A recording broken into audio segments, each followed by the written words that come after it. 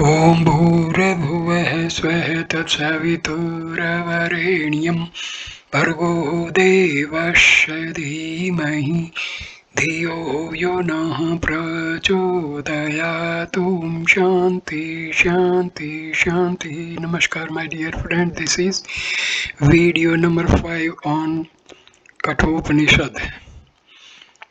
The topic of self-knowledge is being discussed, and now Lord Yama is describing self-knowledge, and he is starting with the symbol Om. Stanza number 15 says, Yama said, the goal which all the Vedas declare, which all austerities aim at, and which men desire when they lead the life of continence, I will tell you briefly, it is Om. Vedas. The word here means the Upanishads, which contain the essence of the Vedic wisdom. Aim at. The purpose of austerities is the realization of Brahma, life of continence. The reference is to the religious students known as Brahmacharis, who live with their teacher, observing the vows of continence and celibacy and practicing other spiritual disciplines. Om. Pronounced Om as in home. Om is the most sacred word of the Vedas and may be compared to the word referred to by Saint John in the opening of the fourth gospel. In the beginning was the Word, and the Word was with God, and the Word was God. According to Hindu philosophy, the whole of this universe has name and form, nama rupa, as the conditions of its manifestation. The form is its outer crust, of which the name or idea is the inner essence or kernel. The name is inseparable from a word or sound. The universe perceived by the five senses is the form behind which stands the eternal, inexpressible Saphota, the word or logos. This eternal Saphota, the essential, beginningless material of all ideas or names, is the power through which the Lord creates the universe. Nay, the Lord first becomes conditioned as the Saphota by his own Maya and then evolves himself as the more concrete sense perceived universe.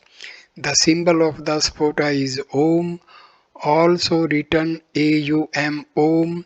Since a word is inseparable from its idea, Om, and the eternal Saphota has are inseparable.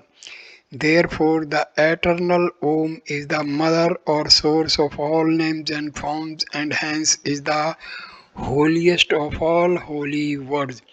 There may be other words to denote the eternal and inexpressible Spota, but the Hindus contend that Om is a unique word and uniquely apposite.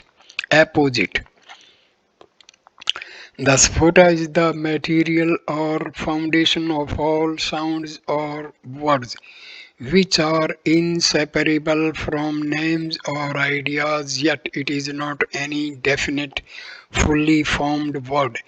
That is to say, if all the peculiarities that distinguish one word from another be removed, then what remains will be the Saphota or Om. Therefore, Om is called the Nada Brahma, the sound Brahma. The three letters A, U, and M, pronounced in combination as Om, are the generalized symbol of all possible sounds. A is the root sound, the key pronounced without the tongues touching any part of the palate. It is the least differentiated of all sounds. Again, all articulate sounds are produced in the space between the root of the tongue and the lips. The throat sound is A, and M is the last sound, M. U represents the rolling forward of the impulse, the beginning that begins at the root of the tongue and ends at the lips. U. If properly pronounced, Om will represent the whole gamut of sound production, and no other word can do this. Therefore, Om is the fittest symbol of the Sphota, the Logos, the word which was at the beginning, as the Sphota, being the finer aspect of the manifested universe, is nearer to the Lord and is indeed the first manifestation of His divine wisdom. Om is the true symbol of God. It is the symbol both of the personal God in his aspect of creator, preserver, and destroyer, and of impersonal reality.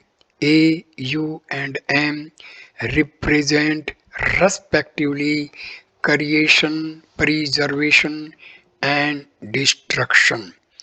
As has been said above, all articulate sounds like between A and M, the undifferentiated gong-like sound that comes at the end of the utterance of Om. When the M sound is prolonged, is the symbol of impersonal and transcendental reality. Om is eternally existent. It was not invented by any man, but was revealed to pure-souled mystics when, in meditation, their minds communed with the highest. The Upanishads speak of Om as the most efficacious symbol of Brahma. All seekers of truth meditating on Brahma with or without attributes can use this symbol. The results of the meditation on Om are the attainment either of Brahmaloka or of supreme liberation, depending upon the intention of the seeker. Verse number 16. This syllable Om is indeed Brahma. This syllable is the highest. Whosoever knows this syllable obtains all that he desires. This interpretation of Om is taken from Bhakti Yoga by Swami Vivekananda. Brahma. Here the word means Saguna Brahma or Brahma associated with creation, preservation and destruction. The highest, that is to say, the attributeless absolute or pure consciousness. The worshipper of Saguna Brahma goes after death to Brahmaloka. But he who has realized the absolute merges in it at the time of death. He is no longer subject to the illusion of birth and death. Furthermore, stanza number 17. This is the best sport, this is the highest sport. Whosoever knows this sport is adored in the world of Brahma. Best sport, that is to say, Om is the best of all the means by which one can attain pure consciousness.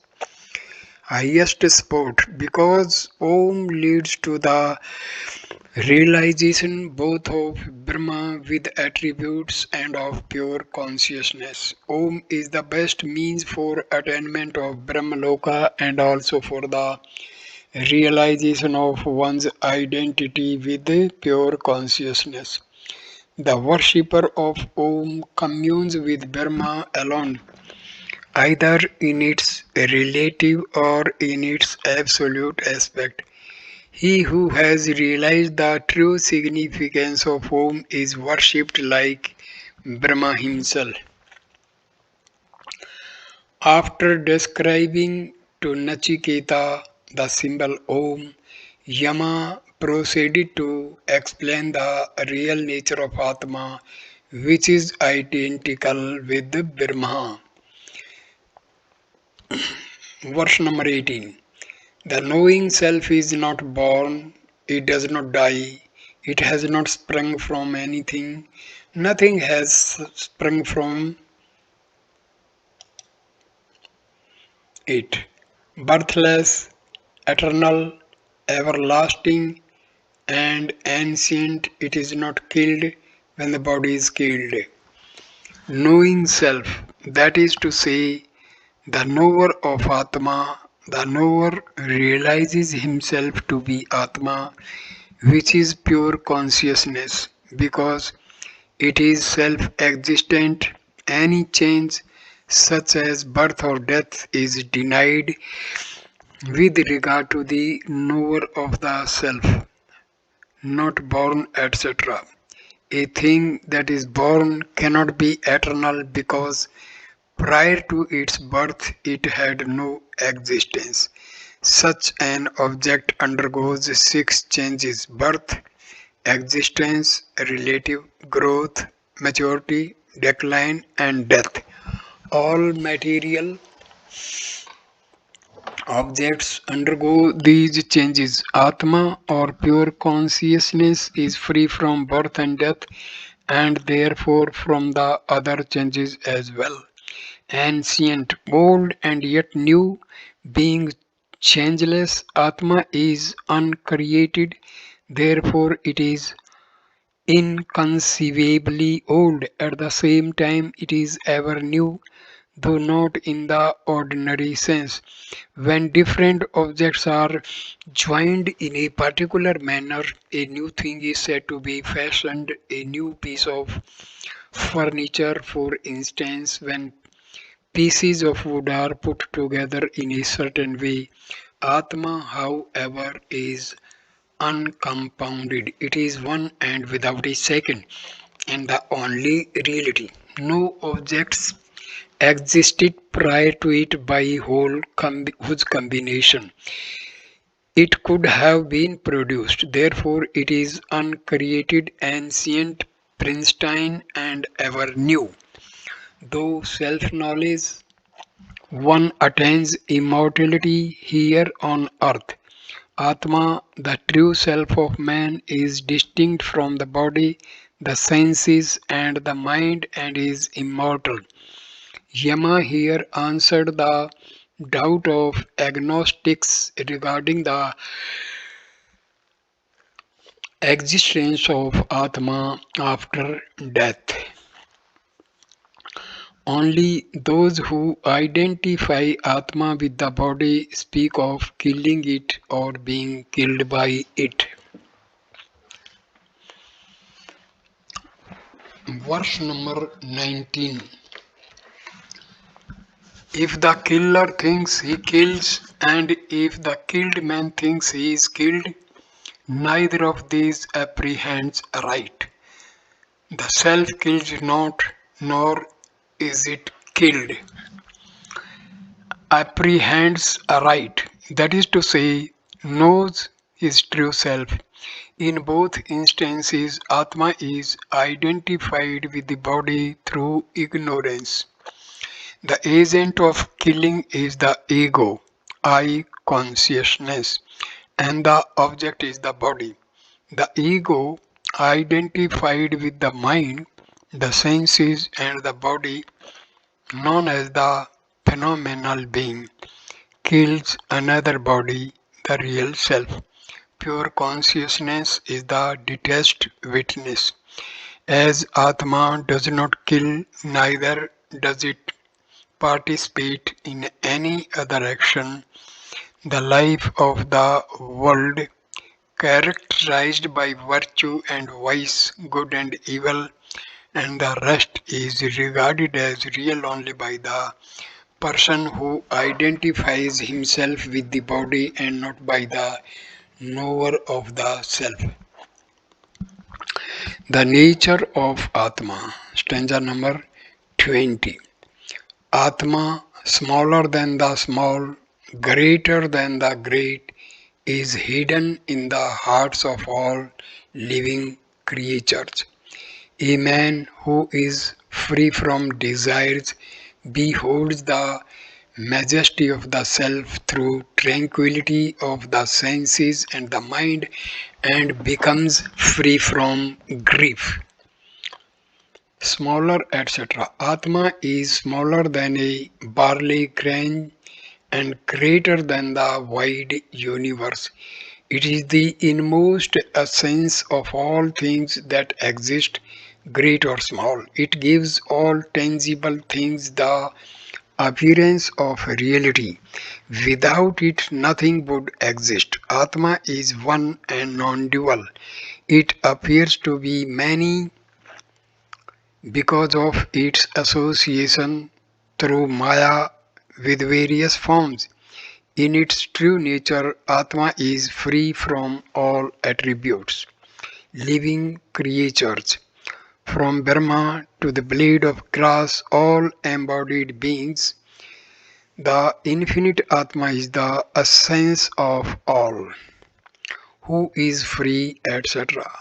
That is to say, who has renounced all desires for enjoyment of objects on earth or in heaven. Majesty. The unique greatness of the self consists in the fact that it undergoes neither expansion nor contraction by its association with upadhis, great or small. It does not become holy through good action or illusory and not real. Good action or sinful through evil action, because its association with the upadhi is illusory and not real. It always remains unchanging, pure consciousness. But evil action creates a barrier and hinders a man from beholding the vision of the effulgent self, whereas good action destroys the barrier. Tranquility, etc. One feels tranquility when the sense organs are restrained from external objects and the mind is desireless. Through this serene mind, one gains a vision of the self. Commentators who uphold dualism explain the compound word dhatu prasadat, tranquility of the senses and the mind, in the text as by the grace prasadat of the creator dhatu. It is true that one does not feel the grace of God without desirelessness, inner calmness and purity.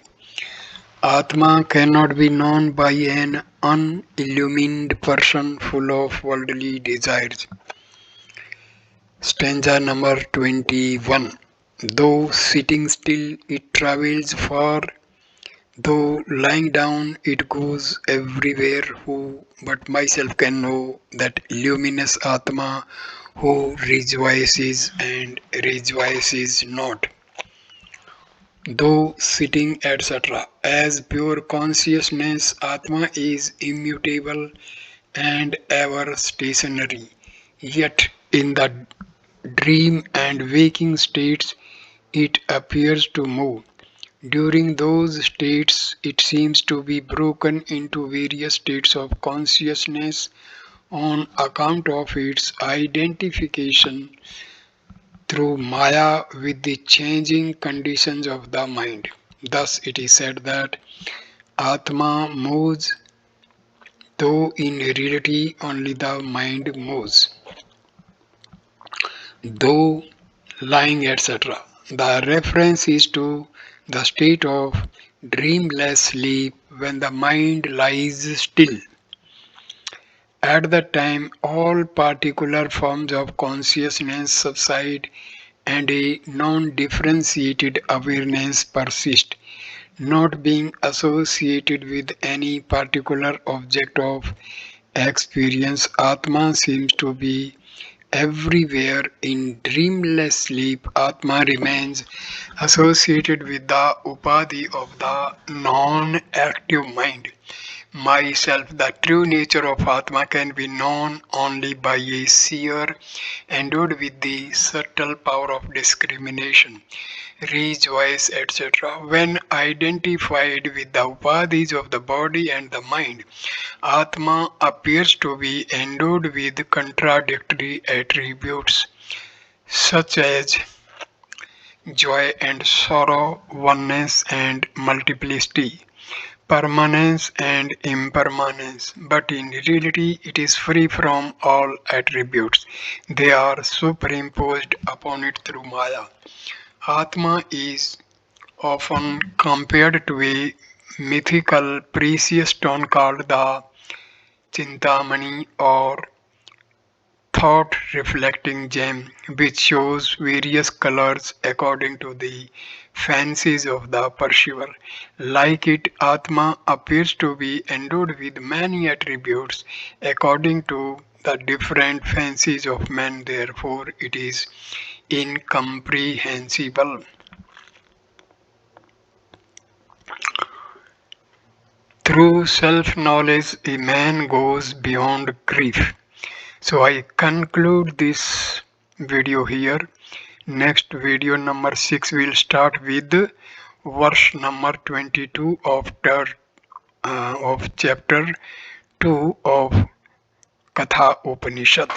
Thank you for watching this video. Please like, comment and share the video and subscribe the channel. Thanks a lot. Namaskar my dear friends.